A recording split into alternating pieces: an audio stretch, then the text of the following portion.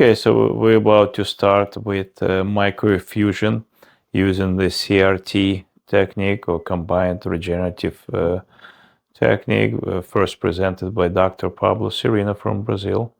And basically, we use sterile concentrated tasteride and minoxidil, and use these tattoo needles or SMP needles to micro-infuse this solution where the hair follicles are. We can regulate how deep the needle will penetrate. Because of the oscillation, there is multiple deposition of the therapeutic agent. And see, in my case, most of my hair loss is localized to the frontal area and the crown area.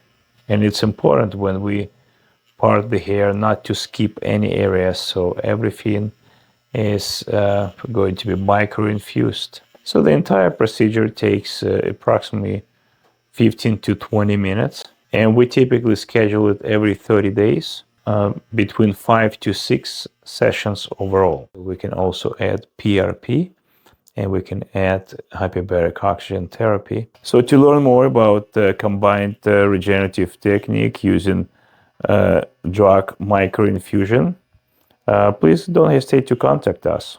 It was Dr. Max at Dr. Max Restoration Center.